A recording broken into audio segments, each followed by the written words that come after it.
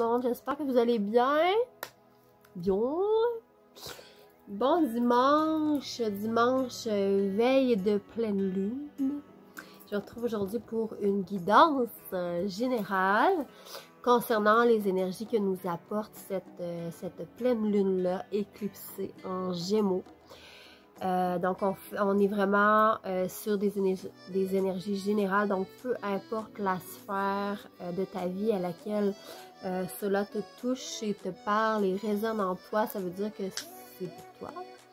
Ça veut dire que le message est pour toi dans cette situation-là de ta vie. Ça, c'est par rapport aux guidances générales. Sache que tu peux toujours prendre rendez-vous avec moi pour une guidance personnalisée. À ce moment-là, tout se passe en ligne via la messagerie Facebook. Tout se passe par vocal et capsule vidéo que tu peux conserver, réécouter. Et à ce moment-là, je me canalise directement sur tes énergies à toi pour voir ce qui va se passer dans ta vie dans les plus ou moins 6 mois qui s'en viennent. Ça, c'est par rapport aux guidances personnalisées. C'est sur rendez-vous. Et voilà, là, on est en guidance générale aujourd'hui avec la pleine lune. Je l'appelle la pleine lune éclipsée parce que en plus d'être une pleine lune, il y a aussi une éclipse lunaire. Donc, ce qui fait que tout ce qui reflète habituellement des pleines lunes est amplifié parce qu'on a une éclipse en plus. Okay. C'est aussi une pleine lune qui est appelée dans certaines croyances et tout ça, la pleine lune du castor, parce que c'est une pleine lune où il va y avoir beaucoup d'énergie de construction de nouveaux plans, nouveaux projets, de déménagement, de signage de contrats, etc. Donc, c'est pour ça qu'elle est appelée par certaines croyances la pleine lune du castor. Sinon, c'est une pleine lune qui est en Gémeaux, donc sous le signe de Gémeaux, qui est un signe très dans la communication, un signe qui est très dans aussi sa soif de liberté. Gémeaux, c'est un signe qui a besoin de se sentir libre, qui étouffe quand même assez rapidement. Et on est vraiment dans cette énergie-là pour cette pleine lune-ci. On a cette soif de liberté très, très intense. Un souffle de liberté, en fait. Et non seulement on a besoin de cette liberté-là, mais les énergies aussi nous l'amènent. Donc, comme tous les pleines lunes, il y a de l'introspection. Okay? À chaque pleine lune, on a des choses, tout dépendant de ce qu'on vit dans notre vie, qui remontent à la surface. Hein? Comme celle-ci, dans mon cas, ça fait à peu près 2 jours là, que je suis là-dedans. Ça fait des nuits plus agitées, des mémoires qui reviennent, des mémoires conscientes ou inconscientes qui remontent. Ça, c'est pour qu'on puisse transmuter et passer à autre chose, continuer d'évoluer, tout ça. Donc, comme je vous disais, c'est beaucoup plus intense puisqu'il y a une éclipse en même temps. Donc, ça amplifie beaucoup le pouvoir de cette pleine lune-là. Donc, encore plus d'introspection. Les émotions encore plus exaspérées et ouais, c'est ça, plus intenses. Les signes qui sont particulièrement touchés encore plus fort pour cette pleine lune-ci, je me suis notée, c'est Gémeaux, évidemment. Hein. Les Gémeaux, les Vierges, les Sagittaires et les Poissons. Donc, peut-être que vous vous sentez beaucoup plus fatigué. Dans mon cas, ça l'est vraiment depuis toute la semaine qu'on vient de passer. Vraiment plus fatigué. Plus de stress aussi au niveau de la gestion des émotions. Donc, c'est sûr qu'on favorise de toute façon durant toutes les pleines lunes plus de repos. Plus de repos parce que notre corps est en train de se nettoyer. Donc, plus de repos aussi, puis plus de repos pour venir vraiment se connecter à l'intérieur et être capable de faire cette introspection-là que les énergies de la pleine lune nous amènent. Donc, c'est une pleine lune aussi qui amène des changements radicaux. Donc, vraiment des changements assez intenses, assez vite. Il y a beaucoup de mouvements dans cette pleine lune-ci. changement radical, que ce soit justement au niveau de tout ce qui est déménagement, signature de contrat, signature développement de projet. Il y a beaucoup de mouvements qui se fait à ce niveau-là. Au niveau relationnel aussi, Gémeaux est un signe avec une grande influence au niveau des relations. On a beaucoup d'intensité, beaucoup de coups de foudre. Coup de foudre autant amoureux que amical dans cette période-ci. C'est vraiment dans les énergies de cette pleine lune-là. Et cette sensation un peu d'étouffer dans la routine peut être présente par les grosses énergies de soif de liberté, en fait, que cette pleine lune-là nous apporte.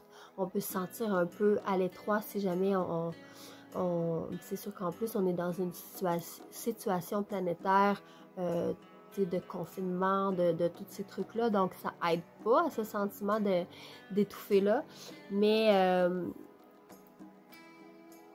c'est sûr que si on est contraint un petit peu dans notre liberté ou on est vraiment surchargé par la routine, par le travail, tout ça, le sentiment d'étouffer peut être plus intense dans cette pleine lune-ci.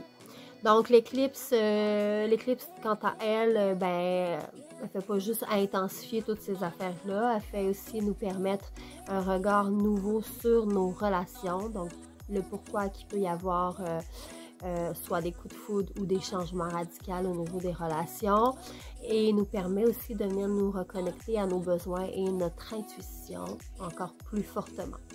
Donc, je pense que j'ai passé au travers de toutes mes notes. Ah, il y a aussi la belle Neptune. Neptune qui est la planète de la conscience collective, qui est en rétrograde, elle, depuis la fin juin. Faites-en les propres liens que vous voulez, mais moi, je trouve ça super intéressant de savoir ça. Donc, elle, depuis aujourd'hui, elle a terminé sa rétrograde et elle reprend vers l'avant. Donc, moi, comment je l'interprète, c'est que ça va amener des beaux changements, des beaux changements humanitaires, collectifs et tout ça pour 2021 qui s'en vient. Donc ça, c'était une petite parenthèse. Donc c'était ça pour la pleine lune qu'on traverse. Maintenant, j'ai sorti un tarot, le tarot mythique, qui est bien ordinaire de cette face-ci. C'est pour la petite histoire, c'est mon premier tarot, le premier tarot que j'ai acheté à 11 ans et j'y tiens énormément et il est tellement puissant pour moi. C'est vraiment un jeu qui vibre, qui résonne, qui est hyper connecté avec moi. Ça fait longtemps que je l'utilise. Donc c'est lui que je vais utiliser aujourd'hui pour la guidance, ainsi que un nouvel oracle que j'ai de Dorine Virtue, qui est l'oracle des saints et des anges. Donc, je m'étais procuré il n'y a pas si longtemps l'oracle des maîtres ascensionnés. Je ne me souviens pas si c'est Dorine qui le faisait aussi, en tout cas. L'oracle des maîtres ascensionnés, et là, je voulais les saints et les anges ici. Donc, en plus, ils fit super bien ensemble. Regarde ça, on dirait que c'est un kit. Les cartes sont super belles, encore une fois, comme tous les jeux de Dorine, je trouve, je les aime tellement. Alors, on va se connecter, je suis déjà connectée, hein? On va se lancer dans ce tirage-là. Je suis contente d'avoir pu avoir un petit moment pour faire ça aujourd'hui. Ça me tient à cœur quand il y a des nouvelle lune, pleine lune, parce que pour moi, ça influence beaucoup les énergies, tout ça. Je trouve ça vraiment intéressant. Donc voilà. Donc les énergies que nous apporte autour de la pleine lune du 30 novembre.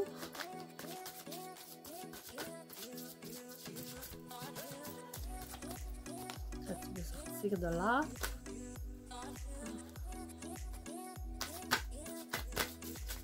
Énergie de la pleine lune du 30 novembre.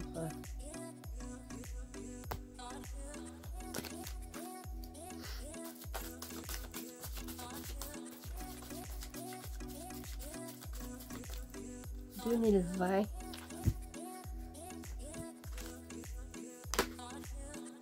Yep.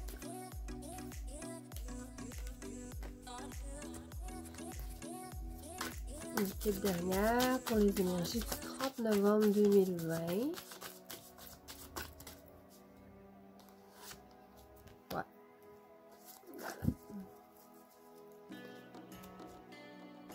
Et je complète avec mon nouvel oracle. Il y en a des fois qui me disent, qu'est-ce que tu fais quand tu tapes sur tes cartes? C'est ma petite habitude à moi pour dégager le jeu des anciennes énergies. Voilà, les cartes sont neuves, sont tout collées.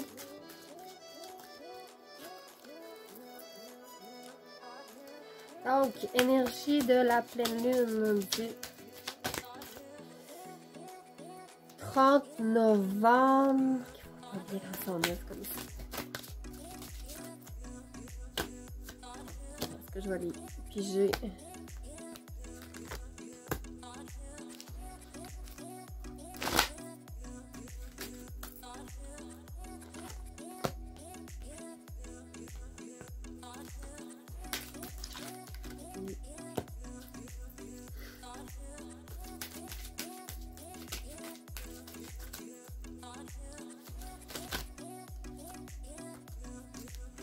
Et voilà.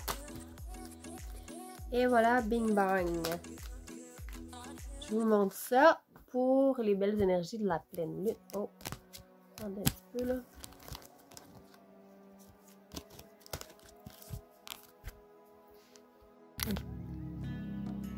Ok, alors voici pour la guidance de la pleine lune du 30 novembre en Gémeaux. Alors, on y va tout de suite avec... voyons, excusez. Bon, ok. On y va tout de suite avec notre cher roi de coupe. Donc, on est vraiment ici dans une notion de d'amour-propre. On a, en fait, le roi de coupe, c'est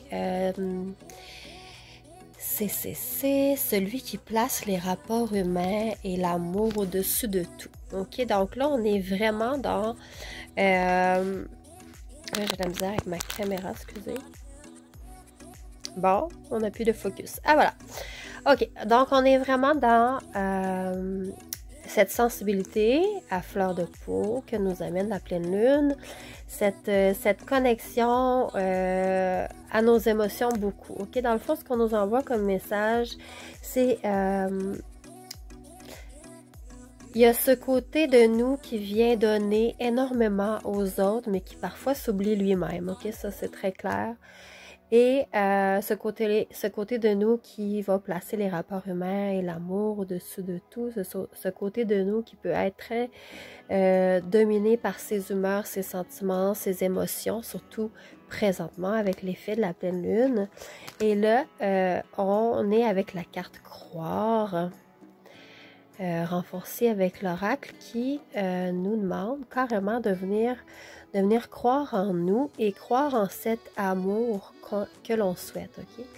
Que ce soit au niveau amoureux ou que ce soit, peu importe le domaine relationnel, que ce soit au niveau amical, c'est de se permettre de croire en nous et d'avoir assez d'amour propre pour soi-même et de croire en ce que l'on désire en fait au niveau d'une relation. Ok, c'est vraiment ça.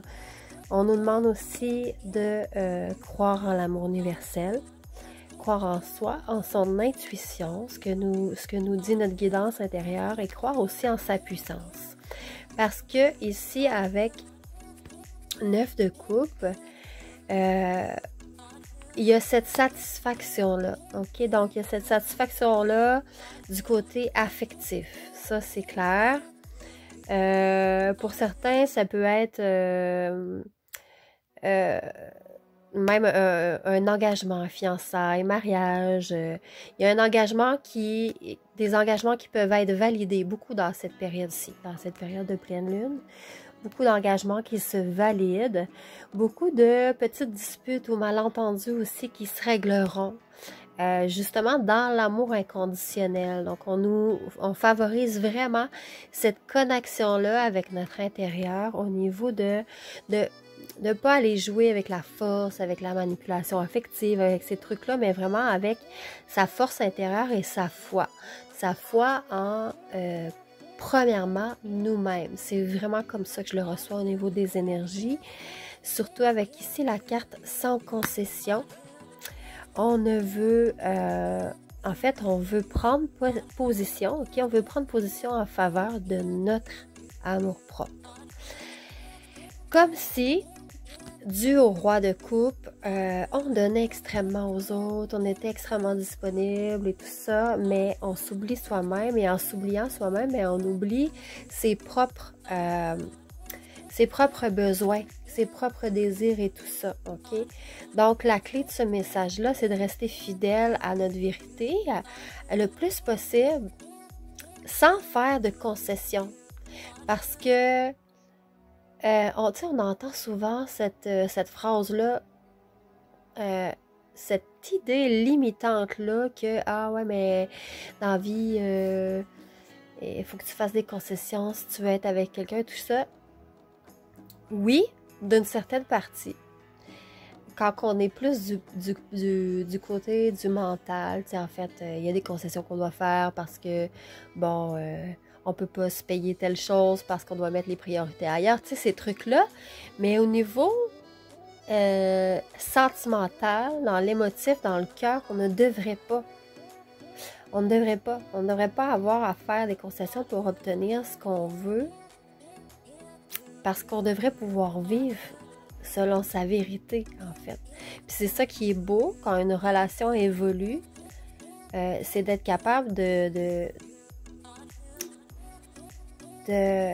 qu'on peut d'être aussi bien, en fait, dans une relation amoureuse. Là, je parle surtout relation amoureuse parce qu'on est dans les couples, mais c'est, comme je vous disais, on est vu qu'on est en guidance générale, c'est peu importe la sphère relationnelle, en fait. On ne devrait jamais compromettre ses valeurs. OK? Bon, c'est vraiment là où je veux m'en aller. Donc, si on est dans une situation plus difficile, il faut essayer d'abord et avant tout de discuter pour trouver la meilleure solution, en fait, qui n'aille pas à l'encontre de ses valeurs. Donc, de faire part de tous ces sentiments profonds, ok? Sans concession. Donc, si on est insatisfait dans une relation, il faut en parler, il faut le mentionner, le dire, et on ne devrait pas rester dans une situation qui va à l'encontre de nos réels besoins, nos réelles valeurs. Maintenant, si on poursuit avec la reine de bâton, je vais juste enlever la carte un peu. Donc, on a ce côté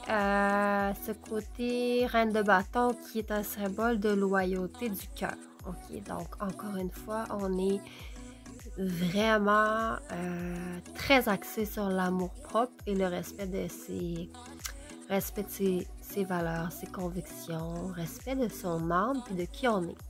Donc, avec la reine de bâton, c'est vraiment ça, c'est la loyauté du cœur, c'est la force, beaucoup de force de l'imagination, de la créativité vers un but précis, choisi par le cœur, ok? Choisi par les sentiments.